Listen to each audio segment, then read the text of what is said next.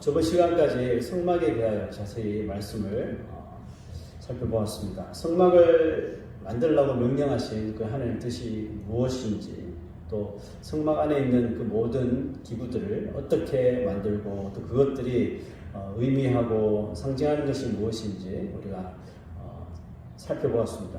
이제 본격적으로 성막을 세워야 하겠죠. 하나님은 먼저 성막을 짓는 데 필요한 모든 재료들을 백성들이 드리도록 명령했는데요. 35장 21절에 이런 일이 일어났습니다. 시작. 마음에 감동된 모든 자와 자원하는 모든 자가 와서 회막을 짓기 위하여 그 속에서 쓸 모든 것을 위하여 예물을 가져다가 여호와께 드렸으니, 마음이 감동된 모든 자, 자원하는 모든 자가 와서 예물을 하나님 앞에 드렸다고 말하고 있습니다. 이 말씀처럼 이스라엘 백성들이 하나님이 거하실 성막을 짓는 데 자원했습니다. 그리고 성막을 짓고도 남을 만큼 많이 바쳤다는 것을 또 다른 구절을 통해서 우리가 이미 보았죠. 성막을 짓는 데 필요한 이제 하나님의 설계도가 있고 블루프린트도 준비되고 또 넘치도록 재료가 다 준비되었습니다. 이제 남은 것은 이 성막을 이 설계도대로 잘 짓기만 하면 되는 거죠. 그런데 문제는 성막을 짓고 그 안에 필요한 기구들을 만드는 일이 생각처럼 간단하지 않았다는 겁니다. 지금 시대처럼 어디 가서 아무리 귀해도 다 팔잖아요. 아마존에 다 팔죠. 가서 기구들을 다 사오는 것이 아니라 그 시대는 광야에서 그들이 스스로 다 구입하고 또 만들어야 했습니다. 여러 방면에 또 기술자들이 있어야지 완성될 수 있는, 어떻게 보면 정말 광야 초특급 프로젝트가 바로 이 광야에서 성막 짓기인 것 같아요. 이스라엘 백성들 가운데 과연 하나님께서 원하시는 이 기구들을 만들 수 있는 기술자들이 과연 존재했을까요? 사실 이스라엘 백성들이 400년 동안 애굽에서 머물면서 했었던 일을 보면 대충 그림이 나오겠죠. 그들이 애굽에서 했었던 일이라고는 딴 거 없죠. 종살이 하면서 노예로 살면서 벽돌, 진흙으로 벽돌 만들고 그걸 나르고 그래도 빌딩 세우는데 노동일 하는 게 전부였죠. 그러므로 하나님께서 지금 요구하시는 그런 정말 높은 수준의 그런 기술을 배운 사람은 전혀 없었다는 거죠. 그나마 이스라엘 백성들 중에 가장 하이 클래스의 교육을 받은 사람이 누구예요? 모세죠. 그런데 모세는 성막을 지으라는 명령만 받고 또 그 명령을 백성들에게 전달했을 뿐이지 그가 이 성막의 기구들을 지을 수 있는 기술자는 아니었습니다. 그러니까 누군가 필요했겠죠. 이 하나님은 가장 필요한 성막을 실제로 짓는 사람들을 하나 둘 이제 부르기 시작합니다. 먼저 하나님이 부르신 사람들은 오늘 읽었던 대로 부살렐과 오홀리압이었습니다. 부살렐에 대해서 이렇게 말합니다. 내가 유다 지파 훌의 손자요 우리의 아들인 부살렐을 지명하여 부르고, 여기서 지명하여 부르다는 의미는 여러 사람들 가운데 그냥 랜덤하게 누굴 딱 택했다는 그런 뜻이 아니라 누구 한 사람을 콕 집어서 그 이름을 불렀다는 뜻입니다. 이미 하나님께서 그 사람을 잘 알고 계셨고 또 때가 되어서 그를 세우셨다는 그런 뜻이겠죠. 하나님께서는 이렇게 우리를, 하나님의 백성들인 우리를 대충 아시는 분이 아니에요. 또 대충 랜덤하게 누구 픽업해서 세우시는 분이 아니라는 겁니다. 우리를 아시는 뿐만 아니라 깊이 아셔요. 우리가 뭘 잘하고 어디에 특화되어 있고 또 무엇을 잘 하기 힘들어하고 이런 거 하나님께서 세세하게 다 깊이 아심으로 우리가 해야 할 일을 하도록 부르셔서 정확한 자리에 이끄시는 거죠. 자, 여러분, 하나님은 왜 부살렐을 지명하여 부르셨을까요? 그가 지금 성막을 짓는데 최적화된 그런 기술과 재능을 가졌기 때문에 부살렐을 부르셨을까요? 그럴 가능성도 있겠죠. 있을지 모르지만 부살렐이 그런 기술이 없어도, 그런 재능을 가지지 않았어도 아무런 문제가 되지 않는 것은 뭐냐면 그 부살렐을 향한 하나님의 부르심에는 하나님이 이미 준비해 놓은 분명한 목적이 있기 때문에 그렇습니다.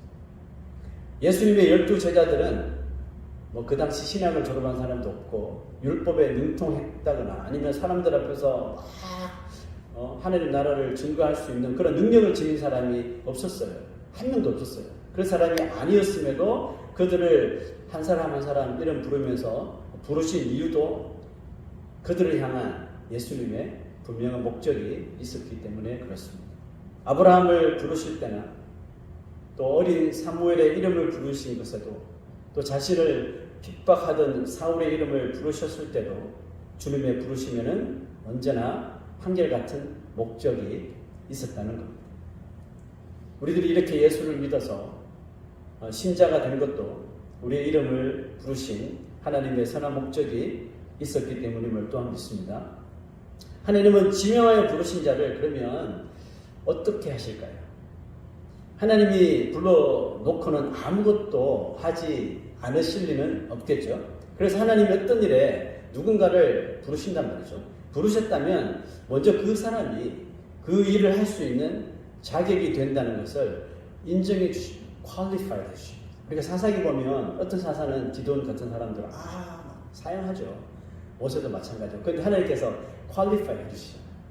그때 하나님께서 사용하시기에 하나님의 영을 부으신다는 그런 내용을 우리가 볼 수 있습니다.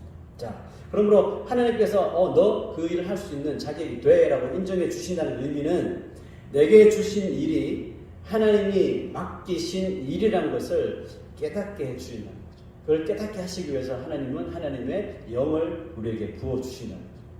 하나님께서 부살레를 부르시고 그에게 하나님의 영을 충만하게 부어주셨다고 말씀하고 있죠. 자, 그럼 이 부살렐에게 어떤 일이 벌어지게 될까요? 다음 구절 보시죠. 하나님의 영을 그에게 충만하게 하여 지혜와 총명과 지식과 여러 가지 재주로 정교한 일을 연구하여 금과 은과 노수로 만들게 하고 보석을 깎아 물리며 여러 가지 기술로 나무를 새겨 만들게 하리라 그랬죠. 만들지라가 아니라 만들게 하리라. 무슨 뜻이에요? 내가 도와주겠다는 뜻이야. 그죠? 부살렐이 하나님의 영으로 충만하자 그는 원래부터 그 일을 위해 마치 준비하고 있었던 사람처럼 막 신나게 그 일에 대하여서 막 연구를 하고, 분명히 연구했다고 그러죠. 연구하고 또 공부하고 조사하고 설치하고 지금 같은 막 인터넷 뒤져가지고 막 설치하면서 하나님이 원하시는 이 성막 기구들을 만드는 그 엄청난 기술들을 습득하기 시작합니다. 이와 같이 하나님은 목적을 가지고 사람을 부르신 또한 부름을 받은 사람이 그 맡은 일에 합당하도록 그 능력과 지혜의 영을 우리에게 부어주시는 것입니다. 그러므로 하나님이 우리에게 주신 일을 감당할 때 목적이 있다는 것을 깨달아야 하는 거죠. 그죠? 그러니까 아무도 할 사람이 없으니까 나를 시켰구나 이렇게 생각하시면 안 돼요. 분명히 목적이 있다는 거죠. 하나님이 부으시는 지혜와 총명, 지식을 통해 이 부살렐처럼 열심히 뭘 해야 될까요? 연구해야 될까요? 연구하고 공부할 수 있어요. 한 번은 제가 집에서 막 색소폰 연습을 하니까 우리 막내딸이 그래요. 왜 그렇게 매일 그렇게 연습을 하냐고. 제가 그렇게 말했어요. 나에게 배우려고 오는 사람이 있는데 내가 가만히 있으면 안 되고 계속 새로운 것을 나도 배우고 연구하고 연습하고 해서 내가 깨닫고 내게 된 것을 가르쳐 줘야 되지 않겠느냐. 그 나한테 어떤 분은 막 돈 주고 페이하면서까지 배우러 오는데 내가 노력을 해야 하지 않겠느냐. 그런 말을 한 적이 있는데 그런 생각이겠죠. 하나님께서 우리에게 맡겨주신 일이란 그것이 어떤 일이든 간에 하나님 앞에 하나님께서 주시는 그 지혜와 총명과 지식의 영을 받아서 우리도 열심히 연구하고 공부하고 노력해서 더 좋게 우리가 또 되돌려 줘야 되는 거겠죠. 뭐 가정일이나 뭐 직장일이나. 여러분 우리가 잘한다고 해서 그게 익숙하다고 해서 절대로 대충 해서는 안 됩니다. 대충 하지 마시고 어떻게 하면 하나님이 주신 일을 내가 더 온전히 할 수 있을지 끊임없이 생각하고 기도하고 연구를 해야 됩니다. 연구하면요 새로운 게 또 생기는 거거든요. 그리고 여러분을 통해 하나님이 어떤 일을 하실지 기대하셔야 되는 거죠. 하나님은 부살렐을 지명하여 부르신 후에 이어서 도울 자를 세우시며 그 사람이 바로 오홀리압입니다. 하나님이 오홀리압을 세우시고 부살렐과 함께 일하게 하시며 또 오홀리압에게도 지혜를 부어주시는데요. 자, 그 다음 구절 한번 보시죠. 또 그와 단 지파 아히사막의 아들 오홀리압을 감동시키사 가르치게 하시며 지혜로운 마음을 그들에게 충만하게 하사 여러 가지 일을 하게 하시되. 자, 이 구절은 오늘 본문이 아니라 35절에 나오는 구절인데요. 가르치게 하셨다고 했죠. 부살렐과 오홀리압을 감동시켜서 그들만 하는 게 아니라 이제 다른 사람들에게 가르치고, 그죠? 그래서 우리가 준비를 해야 되고 연구를 해야 되고 공부를 해야 되는 거죠. 그래야지 가르칠 수가 있는 거죠. 본문을 읽는 중에 아주 흥미로운 구절이 눈에 하나 띄었는데요. 6절입니다. 읽어봅시다. 시작. 지혜로운 마음이 있는 모든 자에게 내가 지혜를 주어 그들이 내게 명령한 것을 다 만들게 할지. 어떤 구절이 흥미로웠냐면 지혜로운 마음이 있는 모든 자. 지혜로운 마음이 있는 모든 자. 이게 무슨 뜻일까? 영어 성경 보니까 우리가 생각하고 있을 땐 그런 지혜, wisdom 이런 의미에서 끝나는 것이 아니라 the skilled workers라는 단어가 있어요. 지혜로운 마음이 있는 자. 누굽니까? 어떠한 일에 기술이나 재능이 있는 사람들을 말하는 거예요. 이 세상에 놀라운 기술을 가진 사람들도 많고 또 남들이 전혀 가지고 있지 못한 아주 특별한 재능을 가진 사람들도 이 세상에는 참 많죠. 그리고 비록 그렇게 특별하지는 않더라도 사람마다 저마다 가지고 있는 그런 기술이 있어요.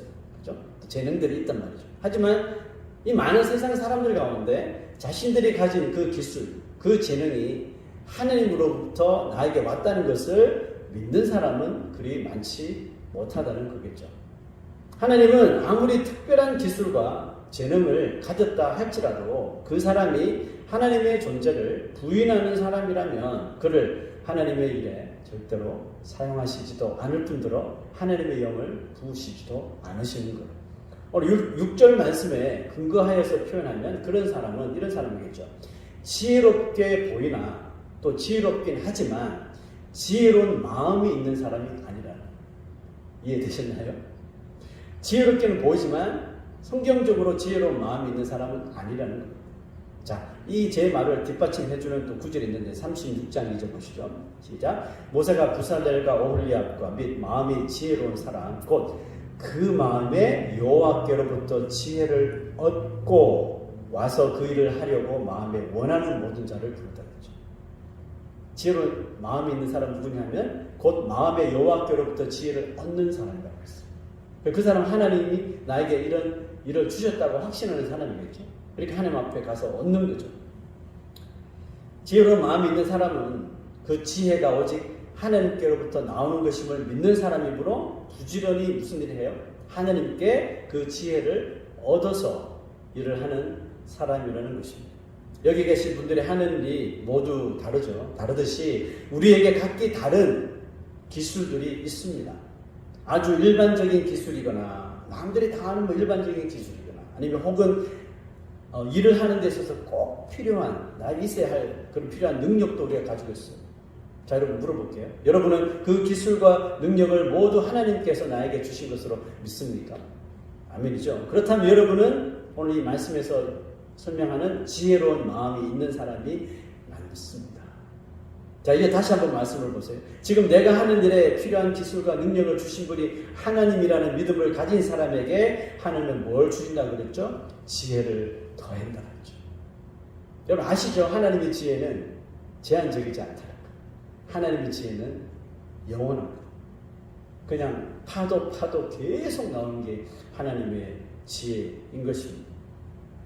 그래서 하나님께서 그 지혜를 우리에게 주셔서 그 일을 통해 하나님의 명령대로 지혜롭게 일을 잘 감당하도록 하시는 거죠.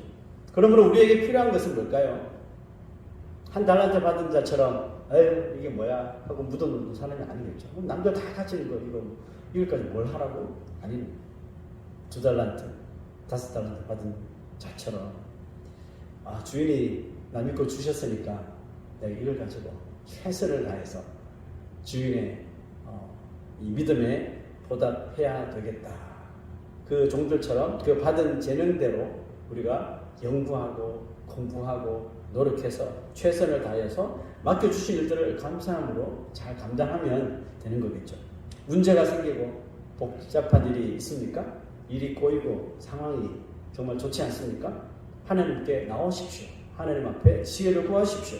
하나님에게는 이 세상의 그 어떤 문제나 또 얽혀있는 인간적인 어떤 문제들도 다 풀 수 있는 지혜가 무궁무진하게 하나님에 있다는 사실을 기억하십시오.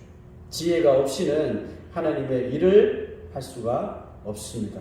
하나님이 맡기신 일을 단지 인간의 그런 섣부른 지식이나 기술로 어떻게 그것을 하려고 한다면 그 사람은 하나님이 맡기신 일을 올바로 망칠 수가 있습니다. 좋은 예가 있죠.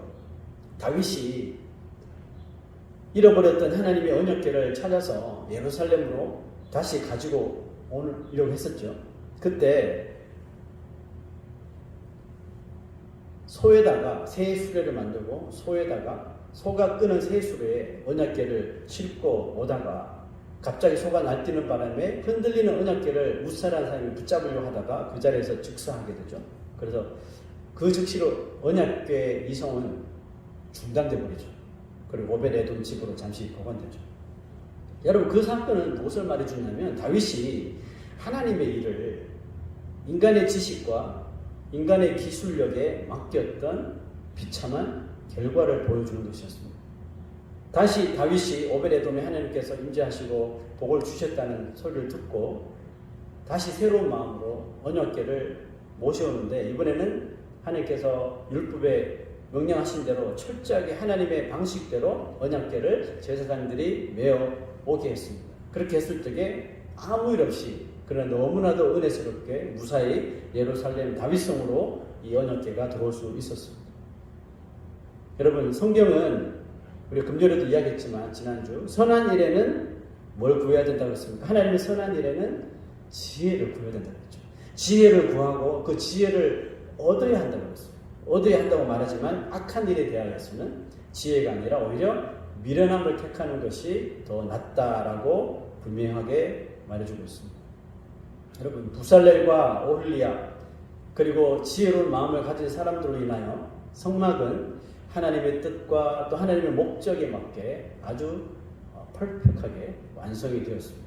이들은 모두 하나님이 그들을 부르신 그 목적을 올바로 깨닫고 하나님께 지혜를 얻어 자기가 맡은 분야의 최고의 전문가들이 분명히 되었을 것입니다. 그 이후로도 하나님께서 그들의 기술들을, 그들의 재능들을 아마 하나님의 나라를 위해서 잘 사용했을 거라고 생각되는데요.